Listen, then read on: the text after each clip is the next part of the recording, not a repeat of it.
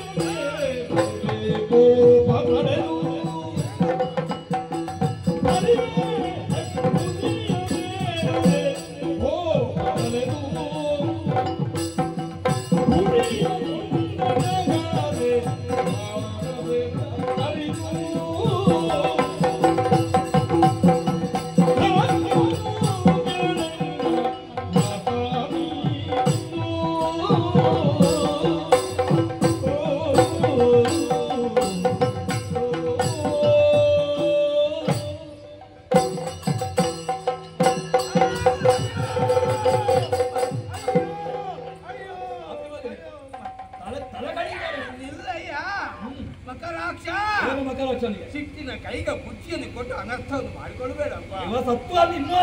ಹಾಗಲ್ವಪ್ಪ, ಹೋಗಿ ಹೋಗಿ ನಿಮಗೆ ಕೊಲ್ಲುವುದಕ್ಕೆ ಸಿಕ್ಕಿದಿ ಮಂಗನ. ಮಂಗನ ಮೇಲೆ ನಿನ್ನ ಪೌರುಷ ತೋರಿಸಿದ ಸಾಧಾರಣದ ಮಂಗಲ್. ಅಯ್ಯ, ನೀನು ಸಾಮಾನ್ಯನ ಹೇಳು, ವೀರ ಶೂರ ಧೀರ, ಮನಸ್ಸು ಮಾಡಿದ್ರೆ ಪ್ರಪಂಚವನ್ನೇ ಅಲುಗಾಡಿಸುವ ಸಾಮರ್ಥ್ಯ ಉಳ್ಳಂತ ನೀನು ಕೇವಲ ಮಂಗನ ಮೇಲೆ ನಿನ್ನ ಪರಾಕ್ರಮ ತೋರಿದ್ದು ಸರಿಯಲ್ಲ. ಇದು ಹೇಗಾಯ್ತು ಗೊತ್ತಾ? ಮೊದಲೊಬ್ಬ ಹುಲಿಯನ್ನು ಕೊಲ್ಲುವುದಕ್ಕೆ ಬೇಕಾಗಿ ಹೊರಟಿದ್ದಂತೆ, ಹುಲಿ ಸಿಕ್ಕಲಿಲ್ಲ, ಕೊನೆಗೆ ಇಲಿಯನ್ನು ಕೊಂದದ್ದಂತೆ. ಹಾಗಾಗಿ ಇದ್ದದಕ್ಕೆ ಇಲ್ಲಿ ಹೌದು, ಹಾಗೆ ಯಾಕೆ ಈಗ ಹೇಳಿದ್ದು ನೀನು? ಈಗ ನೀನು ಬಂದದ್ದು ಯಾಕೆ? ಯುದ್ಧಕ್ಕೆ ಅಲ್ವ? ನಿನ್ನ ಪರಾಕ್ರಮವನ್ನು ಈ ಕಪಿಗಳ ಮೇಲೆ ತೋರಿಸಿದಲ್ಲ. ನಿನ್ನಂತ ಸಾಮರ್ಥ್ಯ ಅಂತ ಯಾರಿದ್ದಾರೆ ಅವರದ್ದು ಹುಡುಕಯ್ಯ. ಇವನು ಬಂದದ್ದು ಯುದ್ಧಕ್ಕಾಗಿ ಅಲ್ವ? ಮತ್ತೆ ಇವನ ಹತ್ರ ಯುದ್ಧ ಮಾಡಿದೆ, ಮತ್ತೆ ನಾನೇನು ಮಾಡುದು? ಹಾಗಲ್ಲ, ನಮ್ಮದು ಕರ್ತವ್ಯ ಉಂಟು, ಅದಕ್ಕೆ ಬೇಕಾಗಿ ಬಂದದ್ದು. ಬಿಡಯ್ಯ, ಹೇಳುವುದಕ್ಕೆ ಬಂದವ ಜಾಂಬವ.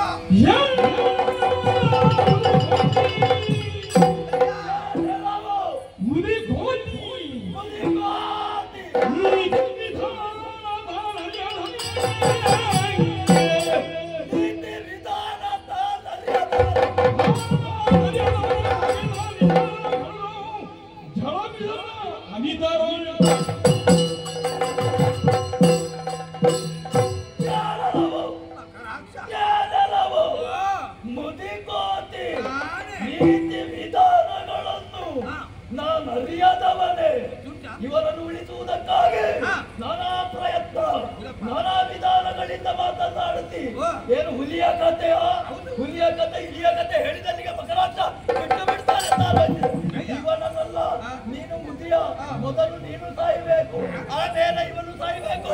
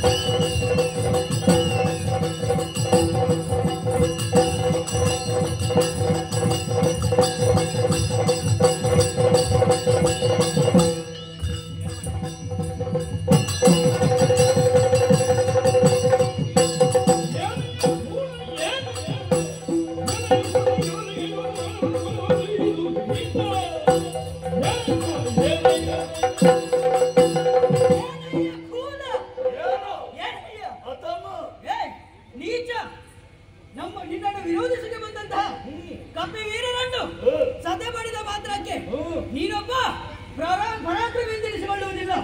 ನಿನ್ನಲ್ಲಿ ಗಿರಿಸಲಿಗೆ ಬಂದವ ಸಾಮಾನ್ಯರು ಭಾವಿಸಬೇಡ. ರಾಮನ ತಮ್ಮ ಲಕ್ಷ್ಮಣನಿದ್ದಾನೆ, ಪರಾಕ್ರಮ ಉಂಟ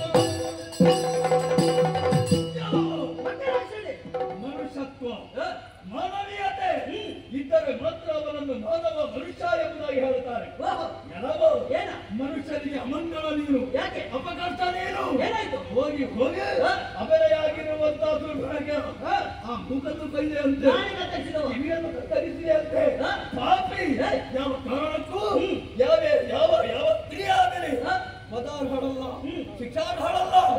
ಆದರೆ ನೀನು ಮಾಡಿದ್ದು ಹೇಯ ಕೃತ್ಯ. ನಿನಗಲ್ಲಿ ಬೇರೆ ಯಾರು ಮೂಗದ್ದು ಕೈಯುವುದಕ್ಕೆ ಸಿಕ್ಕಲಿರುವೇನು. ಆದ್ದರಿಂದ ಈಗ ನನಗೊಂದು ಆಶೆ ಇದೆ. ನನ್ನ ಅತ್ತೆಯಾಗಬೇಕವಳು, ಅವಳಿಗೆ ಈಗ ಮೂಗಿಲ್ಲ. ನಿನ್ನ ಮೂಗದ್ದು ಕೈದು ಅವಳಿಗೆ ಇಡ್ತೇನೆ, ಆಮೇಲೆ ನಿನ್ನ ಕತ್ತರಿಸ್ತೇನೆ.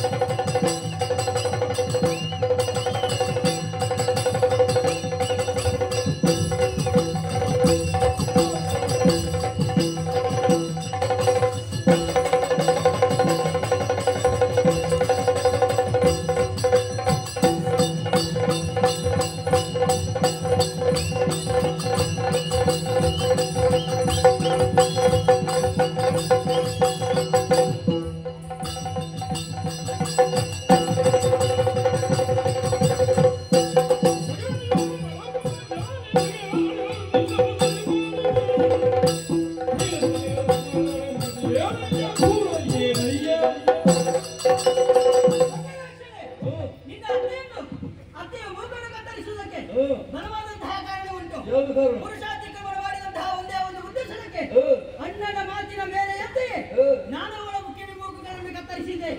ಈಗ ನಿನ್ನ ಕಿವಿ ಮೂಗುಗಳಲ್ಲ, ನೇರವಾಗಿ ಶಿರವಣೆ ಕತ್ತರಿಸಿ ಯವಳಕ್ಕೆ ಹಾಕಿದ್ದೇನೆ.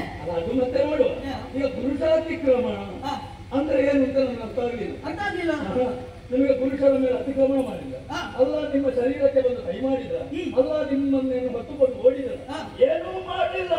ಅಂತಹ ಅವಳಿಗೆ ನಿಮ್ಮ ಮೇಲೆ ಆರೋಪ ಪುರುಷಾತಿಕ್ರಮಣ. ಒಂದು ಹೆಣ್ಣು ಒಂದು ಗಂಡಿನಲ್ಲಿ ಬಂದು ನಿನ್ನ ಮೇಲೆ ನನಗೆ ಇಷ್ಟ ಆಗಿದೆ, ನಿನ್ನ ಮೇಲೆ ಪ್ರೀತಿ ಹುಟ್ಟುತ್ತಾ ಇದೆ, ನನ್ನನ್ನು ಮದುವೆ ಆಗು ಅಂತ ಕೇಳಿದ್ರೆ ಅಪರಾಧವ ಅಪಚಾರವ? ಅದನ್ನು ಕೇಳಿದಕ್ಕೆ ನೀವೇನು ಮಾಡಿದ್ರಿ?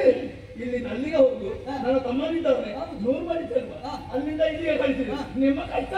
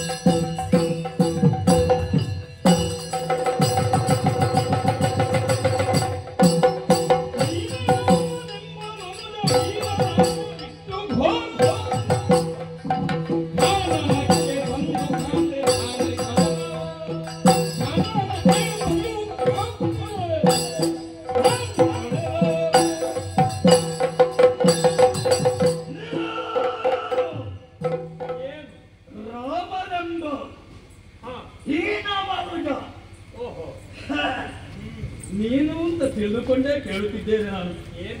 ಹೌದೇನೋ ನತದೃಷ್ಟರೇ, ರಾಜ್ಯಕ್ಕೆ ಬಾಹಿರರಾದೆ ಅಭಿಷೇಕ ಹೊಂದುವಂತಹ ಕಾಲದಲ್ಲಿ ಕಾಡಿಗೆ ಬರಬೇಕಾದಂತಹ ಹೀನ ಪರಿಸ್ಥಿತಿ ಒದಗಿ ಬಂತು. ಕಾಡಿನಲ್ಲಿ ತನ್ನ ಮಡದಿ ಕಳೆದುಕೊಂಡೇನು ಹೀನನೇ. ಅಂತಹ ಹೆಂಡತಿಯನ್ನು ಕಳೆದುಕೊಂಡು ನಿನಗೆ ಬುದ್ಧಿ ಬರಲಿಲ್ಲ. ಎಲ್ಲಿ ಪ್ರಾರಬ್ಧ ಯೋಗ್ಯತೆ ಬೇಕಲ್ಲ ಹೆಂಡತಿಯನ್ನು ಉಳಿಸಿಕೊಳ್ಳುವುದಕ್ಕಾಗಿ. ಇಂದು ಈ ಮಕರೋತ್ಸವದಲ್ಲಿ ಕಾಳಗವನ್ನು ಮಾಡಿ ಏನು, ಕಯತಿರಿಯನ್ನು ಸಂಪಾದನೆ ಮಾಡಿ ಏನು ಎನ್ನುವಂತ ಆಲೋಚನೆ ನಿನಗಿದ್ದಾರೆ. ಅದು ಸ್ವಪ್ನವಾದಿ, ಇದು ಎಚ್ಚರವಾಗಬೇಕು.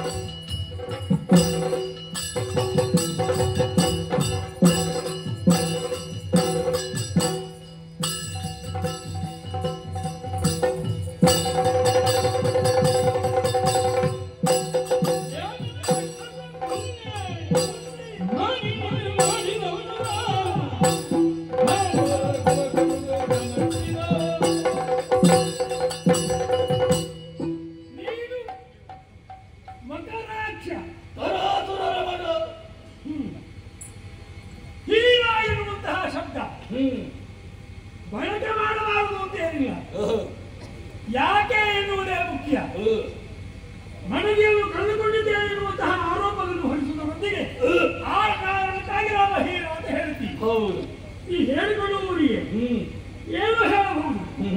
ಕೇಳುವವರು ಜಾಗರೂಕರಾಗಿರ್ಬೇಕು. ಯಾಕೆ ನಾನು ಮನದಲ್ಲಿ ಕಳಗೊಂಡಿದ್ದು ಹೇಗೆ ಅಯೋಧ್ಯೆಯಲ್ಲಿರುತ್ತಾ ಅಲ್ಲ ಕಾಡಿನಲ್ಲಿ ಆಶ್ರಮದಲ್ಲಿ ಇರುವಂತಹ ವೇಳೆಯಲ್ಲಿ ನನ್ನ ಸಮಕ್ಷಣದಲ್ಲಿ ಸೀತಾಪಹಾರ ಆಯ್ತು ಅಂತಾದ್ರೆ ಅದೊಂದು ಕಥೆ ಬೇರೆ. ಕಥೆ ಬೇರೆ ಆಗ್ತಿತ್ತು. ಆದರೆ ನಾನು ಇಲ್ಲದಿರುವಾಗ ಕಪಟದಿಂದ ಮೋಸದಿಂದ ವಂಚನೆಯಿಂದ ಸೀತಾಪಹಾರ ಮಾಡಿದ ಅದು ನಿಮಗೆ ಬೇಡ. ಯಾಕೆಂದ್ರೆ ರಾವಣ. ಆದ್ರೆ ರಾವಣನ ಪಕ್ಷಪಾತಿಯಾಗಿ ಬಂದವ ನೀನು. ಹಾಗಲ್ಲ, ಈಗ ನೀನು ಸೀತೆಯ ಜೊತೆಯಲ್ಲಿ ಇಲ್ಲದೇ ಇರುವುದಕ್ಕೆ ರಾವಣ ಹೊಣೆ ಅಲ್ಲ ನಾನು ಹೊಣೆ ಅಲ್ಲ. ಹೊಣೆನ ರಾವಣ ಹೇಳ್ತಾನೆ ನನ್ನ ಸಮಕ್ಷದಲ್ಲಿ ಸೀತಾಪಹಾರ ಹಾಕಿದ್ರೆ ಕತೆ ಬೇರೆ ಅಂತ. ಅಲ್ಲ, ನಿನ್ನ ಪ್ರಾರಬ್ಧ ನಮಗೆ ಬೇರೆ ಕತೆ ಬರೆಯುವುದಕ್ಕಾಗುತ್ತದ? ಅಲ್ಲ, ನಿನ್ನ ಕತೆ ಬರೆಯುವುದು ಬೇಡ. ಪ್ರಾರಬ್ಧ ಎನ್ನುವುದು ಯಾವನಿಗೆ ಯಾವ ಕಾಲದಲ್ಲಿ ಹೇಗೆ ಎಲ್ಲಿ ಅಂತ ಹೇಳುವುದು ಸಾಧ್ಯ ಆಗುವುದಿಲ್ಲ. ಈಗ ನೀನು ಅದು ಹೇಳಿಕಾಗುವುದಿಲ್ಲ. ಇದು ಕಾಲ ಬರುವಂತ ದಾರಿಯಲ್ಲಿ ಬಿಡ್ತಿ ಹೇಳುವುದಕ್ಕಾಗುವುದಿಲ್ಲ. ಆದರೆ ಒಂದು ವಿಚಾರ, ನಾನು ಸೀತೆಯನ್ನು ಕಳಕೊಂಡದ್ದಲ್ಲ ಅಪಹರಿಸಿದ ಕಾರಣಕ್ಕಾಗಿ ಹೀಗೆ ನಡೆಯಿತು. ಆದರೆ ನೀನು ನಿನಗೆ ಯೋಚನೆ ಮಾಡಬೇಕು. ಎಲ್ಲಿಂದ ಬಂದೆ, ಯಾಕೆ ಬಂದೆ, ಯಾಕೆ ಕಳಾಯ ಕೊಟ್ಟೆ ಎಂಬುದು ಯೋಚನೆ ಮಾಡಬೇಕು. ಕನಸುನಲ್ಲೇ ನೀನು ಕನಸುನ ಮಗನಾಗಿ ನಿನ್ನಪ್ಪನ ಕತೆ ಗೊತ್ತಿತ್ತು ನಿನಗೆ. ಯೋಚಿಸಿ ಬಾ. ಯೋಚಿಸುವುದಲ್ಲ, ನನ್ನ ಅಯ್ಯನ ಮರಣಕ್ಕೆ ನೀವು ಕಾರಣ ಎಂಬುದು ತಿಳಿದೇ ಬಂದಿದ್ದೇನೆ. ಮತ್ತೊಂದು ವಿಚಾರ, ಸರಿಯಾಗಿ ವಿಮರ್ಶೆ ಮಾಡಲಿಲ್ಲ. ವಿಮರ್ಶೆ ಮಾಡಿಯೇ ಬಂದಿದ್ದೇನೆ. ಪಂಚವಟಿ ಪ್ರದೇಶದಲ್ಲಿ ಶುಲ್ಕದಕ್ಕೆ ನೀವು ಮಾಡಿದ ಅನ್ಯಾಯ ಅದನ್ನು ಈಗ ನೆನಪಿಸಿಕೊಳ್ಳುವುದಕ್ಕೆ ಅಲ್ಲ. ಎಲ್ಲರೂ ಹೇಳುದು ನಾನೀಗ ಹೇಳುವುದು ಬೇರೆ ಮಾತ್ರ ಅಲ್ಲ. ವಾಲಿಯನ್ನು ಹಿಂದಿನಿಂದ ಬಾಣ ಪ್ರಯೋಗ ಮಾಡಿದಂತಹ ಒಬ್ಬ ಚಂಡ ಇದ್ರೆ ಅದು ನೀನು ಮಾತ್ರ. ನಿನ್ನನ್ನು ಕೊಲ್ಲುವುದಕ್ಕೆ ಮಕರಾಕ್ಷ ಈಗ ಸದಾ ಸಿದ್ಧರಿದ್ದೇನೆ. ವಾಲಿಯನ್ನು ಹಿಂದಿನಿಂದ ಬಾಳ ಪ್ರವೇಶಿಸುವುದು. ಹೌದೌದು, ವಾಲಿಯೇ ಸಮಸ್ತರವನ್ನು ಒಪ್ಪಿಕೊಂಡಿದ್ದಾನೆ ಏನು ಎಂಬುದು. ನೀನು ವಾಲಿಯ ಸಂಹಾರ ಮೋಕ್ಷದ ಕಾಲದಲ್ಲಿ ಪ್ರತ್ಯಕ್ಷದರ್ಶಿಯಾಗಿ ಮಾತಾಡ್ತೀನಿ. ಅಲ್ಲ, ಪ್ರತ್ಯಕ್ಷದರ್ಶಿ ಬೇಕು ಅಂತ ಇಲ್ಲ. ನೀನೀಗ ಎಲ್ಲ ಕಥೆಯನ್ನು ಪ್ರತ್ಯಕ್ಷದರ್ಶಿಯಾಗಿ ಹೇಳಿ. ಅಲ್ಲ, ವಾಲಿಯ ಸಂದರ್ಭ ನಾನಿದ್ದೇನಲ್ವೇ? ನಾನು ಕೇಳಿ ಗೊತ್ತಿದೆ, ನನ್ನ ಗೊತ್ತಿದೆ ನನಗೆ. ಮುಖಾಮುಖಿ ಆಗಿರುವಂತಹ ಸಂಭಾಷಣೆ. ರಾಮ ನಿನ್ನ ಬಾಣ ತಾಗಿದ ಮೇಲೆ ಇನ್ನು ಈ ಭವನ ಯೋಜನೆ ಬೇಡ ಅಂತ ಹೇಳಿದ್ದಾನೆ. ಅದು ನನಗೆ ಬಂದಿದೆ. ಬಾಣ ತಾಗಿದ ಮೇಲೆ ಅಲ್ಲ, ತಾಗಿದ ಮೇಲೆ ನಿನ್ನಂತ ನಿಕೃಷ್ಟದಲ್ಲಿ ಬಾಣ ಹೊಡೆಸಿಕೊಂಡ ನಾನು ಇನ್ನು ಪ್ರಪಂಚಕ್ಕೆ ಮುಖ ತೋರಿಸುವುದು ಹೇಗೆ, ನನ್ನ ಮೊರೆಯನ್ನು ತೋರಿಸುವುದು ಹೇಗೆ ಅಂತ ನಾಚಿಕೆ ಆಯ್ತು ಅವನಿಗೆ. ಇನ್ನು ನಾನು ಬದುಕುವುದಿಲ್ಲ ಅಂತ. ನಾನು ನಿನಗೆ ನಾನು ಬಾಣ ಪ್ರವೇಶಿಸಿದ್ರೆ ನಿನಗೆ ನಾನು ಬಾಣ ಪ್ರವೇಶಿಸಿದ್ರೆ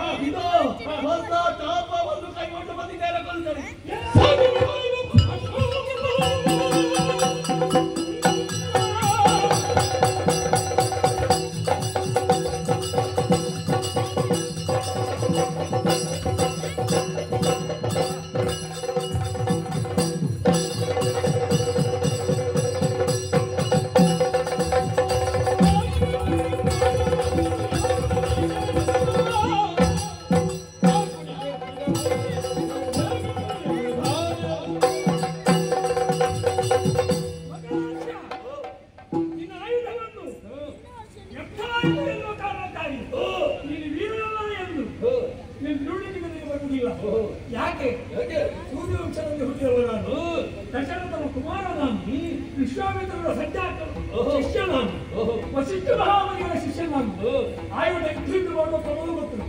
ಆಯುಧ ನಿಮ್ಮದೆಯೂ ಗೊತ್ತುಂಟು. ಯಾವ ಆಯುಧ ಕಳ್ಕೊಂಡಾಗ ಮಾಡಬೇಕು ಎಂಬುದನ್ನು ಗುರುಗಳ ಬಗ್ಗೆ ತಿಳ್ಕೊಂಡಿದ್ದೇನೆ. ಇದು ಆಯುಧ ಇಲ್ಲ ಅಂತ ಮಾತ್ರಕ್ಕೆ ಕಡಸಮಾನ ಎಂದು ತಿರಸ್ಕರಿಸುವಂತಹ ಭಾವಭಾವ ಈ ನಾಮಗಳಲ್ಲ. ಎಲ್ಲರನ್ನು ಸ್ವೀಕರಿಸಬೇಕು, ಎಲ್ಲರನ್ನು ಒಪ್ಪಬೇಕು. ನಿನ್ನ ಯುದ್ಧವನ್ನು ಸಮುದ್ರ ಸಾಮಾನ್ಯವಾದಲ್ಲ. ಯುದ್ಧ ಮಾಡ್ತಾ ಇರುವ ಕಣ್ಣಾರೆ ಕಂಡಿದ್ದೇನೆ. ನಿನ್ನ ಶಸ್ತ್ರ ಕೌಶಲ ಕಣ್ಣಾರೆ ಕಂಡಿದ್ದೇನೆ. ಹಾಗಾಗಿ ಯಾವ ಬಾಣ ಬಿಡ್ತೀನಿ, ಹೊಸ ಬಾಣ ಪ್ರಯೋಗ ಮಾಡ್ತೀಯ. ಹೊಸತುಂಟು ಹಣದು ನನ್ನಲ್ಲಿ ಉಂಟು.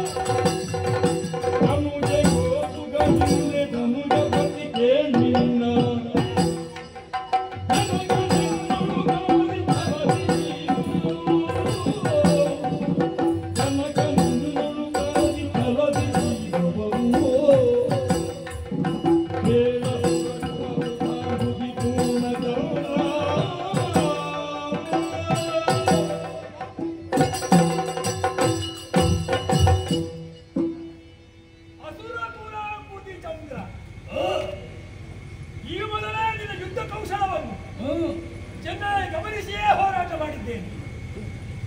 ಹಾಗೆಂದು ಜಯ ಬಂತೆ ನಿನಗೆ? ಇಲ್ಲ ಇಲ್ಲ, ನಾನು ಸೋತಿದ್ದೇನೋ? ಅದು ಹಾಗೆ ಇಲ್ಲ.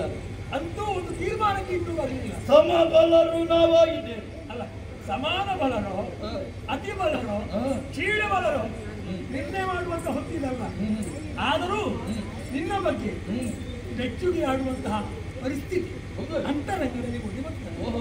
ಸುಮ್ಮನೆ ಹೋರಾಟ ಮಾಡುವುದಲ್ಲ, ಹೇಳಿದ ಹಾಗಲ್ಲ, ಮಾತಿನಿಂದ ಹೆಚ್ಚು ಚೂಡಲಿದ್ದಾನೆ, ಪರಾಕ್ರಮಿ ಆಗಿದ್ದಾನೆ. ಹಾಗಾದ್ರೆ ಅಸಾಮಾನ್ಯನಾಗಿದ್ದೇನೆ. ಸಾಮಾನ್ಯ ಅಲ್ಲ, ಅಸಾಮಾನ್ಯ. ನೀವು ಒಪ್ಪಿಕೊಂಡರಿ? ಅಯ್ಯೋ, ರಾಮನ ಹಾಗೆ ನಾನು ಒಪ್ಪಿಕೊಳ್ಳೋದು ರಾಮನಾಗುವುದಿಲ್ಲ. ನಾನು ದಶರಥ ಸೂರು, ನಾನು ಎಲ್ಲರನ್ನೂ ನಾನು ಪ್ರೀತಿಸುವುದು. ಕೆಲವರಿಗೆ ಅಂತ ಸ್ವಭಾವ ಇರುವುದಿಲ್ಲ. ಅಲ್ಲ, ಎಲ್ಲರೂ ನಮ್ಮಬೇಕು ಕಾರಣ ಉಂಟು. ನಾನು ಯಾರು? ದಶರಥನ ಸೂರು, ವಿಶ್ವಾಮಿತ್ರ ಕನಕಮಲ ಸಂಜಾತ. ನಾನು ವಸಿಷ್ಠ ಮುನಿಗಳು ಬಲಿಷ್ಠನಾಗಿದ್ದೇನೆ. ಅಷ್ಟು ಮಾತ್ರವಲ್ಲ, ಅನೇಕ ಗುರುಗಳು ಕಾಡಿನಲ್ಲಿ ಬರುವ ಸಿಕ್ಕಿದ್ದಾರೆ. ಮಹಾವೇದಾರಿಗಳು, ಮಹಾಜ್ಞಾನಿಗಳು, ಸುದೀಕ್ಷಣರು. ಅವರು ಉಪದೇಶವನ್ನು ಕೇಳಿದ ಬಳಿಕ ನಾನು ತಾಮಸಿ ಪ್ರವೃತ್ತನಾದರೆ, ರಾಜಸ ಗುಣ ಪ್ರವೃತ್ತನಾದರೆ ನಿನ್ನ ಸಂಜೆ ಸೇರಬೇಡ. ಆದರೆ ಇವರೆಲ್ಲ ಉಪದೇಶದಿಂದ ಸಾತ್ವಿಕ ಗುಣ ಅಂತರಂಗದಲ್ಲಿ, ರೋಮ ಧಮನಿಗಳಲ್ಲಿ, ಈ ನರನಾಡಿಗಳಲ್ಲಿ ಸಾತ್ವಿಕವೇ ತುಂಬಿದೆ. ಆದ್ದರಿಂದ ಕೋಪ ಬರುವುದಿಲ್ಲ, ಕೋಪವೂ ಇಲ್ಲ. ಯಾಕೆ? ಕೇವಲ ಕರಸೂರು ಎಂದು ಮಾತ್ರ ಕೆಳಗೆ ಬಟ್ಟಲ್ಲ. ಕರಸೂರು ಮಾಡಿ ಕರಾಸುರನ ಮರಣಾನಂತರ ಲಂಕೆಯನ್ನು ಸೇರಿ ರಾವಣನ ಆಳ್ವಿಕೆಗೆ ಒಳಪಟ್ಟಂತಹ ವ್ಯಕ್ತಿ ನೀನು. ರಾವಣ ಸಾಮಾನ್ಯನಲ್ಲ, ವೇದವಿದನಾಗಿದ್ದಾನೆ, ಚತುರ್ವೇದಿಯಾಗಿದ್ದಾನೆ, ನಿತ್ಯ ಶಿವಪೂಜೆ ಮಾಡುವವನಾಗಿದ್ದಾನೆ, ಸಂಧ್ಯಾಕಾಲದ ಅನುಷ್ಠಾನ ಮಾಡುವವನಾಗಿದ್ದಾನೆ. ಮಹಾಶಿವಭಕ್ತನಾದಂತಹ ರಾವಣ ಲಂಕೆಯಲ್ಲಿ ನೀವು ಜೀವನ ಮಾಡಿದವನು. ಸಾಮವೇದ ಪಾಡುಸಿ. ಹೌದು, ಸಾಮವೇದಿಯಾದಂತಹ ರಾವಣನ ಸಂಸರ್ಗದಿಂದ ನಿನ್ನ ಆ ಕಾಡಿನಲ್ಲಿ ಕರಾಸುರನ ಜೊತೆಯಿದ್ದಂತಹ ಗುಣಗಳನ್ನು ವಿನ್ಯಾಸವಾಗಿ ಈಗ ಶಿವನ ಭಕ್ತರಾಗಿರುವಂತಹ ಈಗ ಸಂತೋಷ ಹೇಳುವುದು ಏನು? ರಾಜ್ಯದ ಕುಲ ಎನ್ನುವುದಿದ್ದರೆ ಆ ಸಮುದ್ರ ಎನ್ನುವುದಕ್ಕೆ ಜೀವಪ್ರಾಯರಾಗಿತ್ತು. ನಿನ್ನನ್ನು ಬಿಟ್ಟು ರಾವಣನಿಲ್ಲ, ರಾವಣನ ಬಿಟ್ಟು ನೀನಿಲ್ಲ, ಲಂಕೆಯನ್ನು ಬಿಟ್ಟು ನೀನಿಲ್ಲ, ನಿನ್ನನ್ನು ಬಿಟ್ಟು ಲಂಕೆ ಇಲ್ಲ. ಸಮಗ್ರ ಲಂಕೆಯ ಏಳಿಗೆಗಾಗಿ, ಸಮಗ್ರ ಲಂಕಾಪುರ ಜನರ ಏಳಿಗೆಗಾಗಿ ತಾನು ಮಾನ ಧನವನ್ನು ಅರಸೋರು ಉಪಯೋಗಿಸ್ತಾನೆ ನಮ್ಮ ಶರೀರವೇ ಮುಡಿಪಾಗಿಟ್ಟದ್ದು ದೊಡ್ಡ ಪ್ರಿಯಬೇಕಾಗಿ ಅಲ್ಲ, ಅದಕ್ಕೆ ಹೋರಾಡುವುದು. ಆದ್ದರಿಂದ ವೃದ್ಧ ನಿನಗೆ ಹೋರಾಟ ಮಾಡಬಾರದು. ಯಾಕೆ? ನಿನ್ನಪ್ಪ ಅಡವಿಯಲ್ಲಿ ಶೂರ್ಪನಖಾ ವಿಚಾರದಿಂದ ಸಂಹರಿಸಲ್ಪಟ್ಟವ. ಆ ಶೂರ್ಪನಖೆ ಎನ್ನುವಳೆ ನಿಮ್ಮ ಲಂಕೆಗೆ ಅಲ್ಲ, ನಿನ್ನಪ್ಪನ ಕರ್ಣ ಸೇನೆಗೆ ದೂಷಣ ತ್ರಿಶರಾಜ 14,000 ಸೇನೆಗೆ ಅವ ಯಮಸದೃಶರಾಗಿ ಬಂದಿದ್ದಾರೆ. ಅವಳೇ ಯಮಸದೃಶರಾಗಿರುವಾಗ ಅವಳ ನಾಸಾಚಂದ್ರಿಗೆ ಬೇಕಾಗಿ ನೀವೆಲ್ಲ ಹೋರಾಟ ಮಾಡಿ ಈಗ ಕಣ್ಣೀರು ಹಾಕಿಕೊಂಡು ಅಲ್ಲ ಈ ಲಂಕೆಯಲ್ಲಿ ರಕ್ತದ ದಾರಿ ಹರಿಸೋಕ್ಕಿಂತ ನೀನು ಕೂಡ ಲಂಕಾನಗರಲ್ಲಿ ಸೇರಿಕೊಂಡು ಉತ್ತಮ ರೀತಿಯಲ್ಲಿ ಬಾಳಿ ಬದುಕಿದರೆ ಲಂಕಾನಗರ ಏಳಿಗಾಗ್ತದೆ, ನಂಬಿದ ರಾವಣನಿಗೆ ಒಳ್ಳೆಯದಾಗ್ತದೆ, ಸಮಗ್ರ ಲಂಕಾಪುರದ ಪ್ರಜಾಜನರು ಕ್ಷೇಮದಲ್ಲಿ ಬದುಕುವುದಕ್ಕೆ ಅವಕಾಶವಾಗ್ತದೆ. ಆದ್ದರಿಂದ ವೇದ ವಿಧನಾದ ರಾವಣನ ಮಗನಾಗಿ ಪಾಲಿಸುವುದು.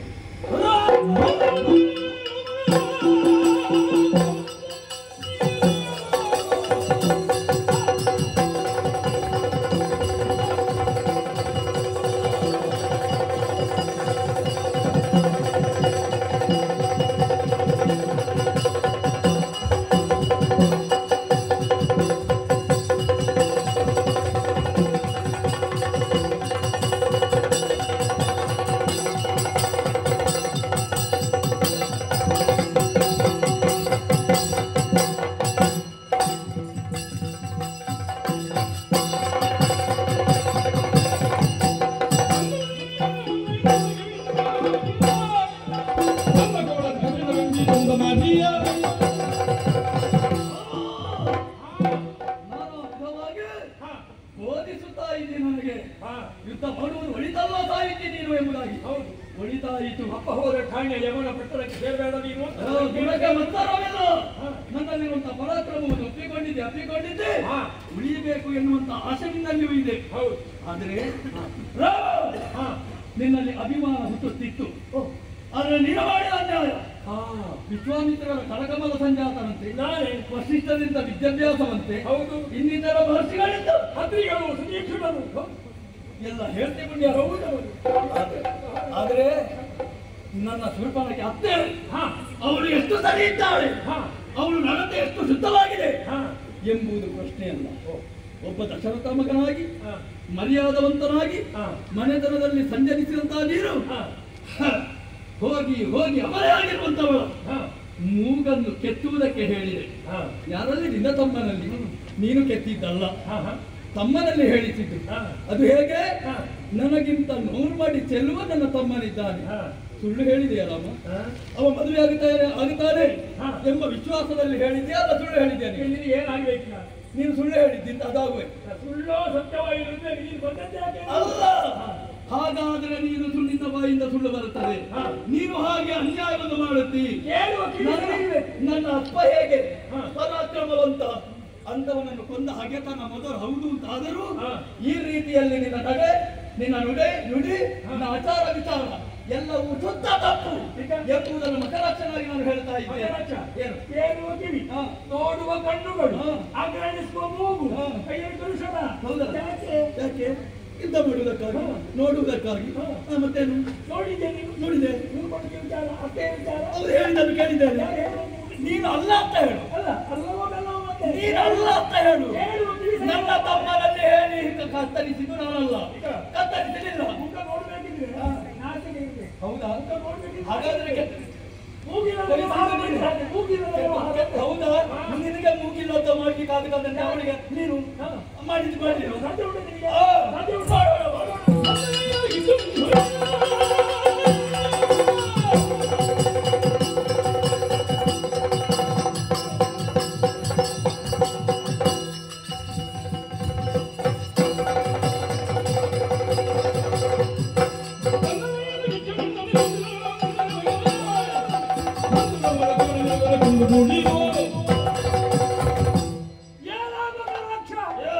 ಯಾರೋ ಹೇಳಿದ್ದನ್ನು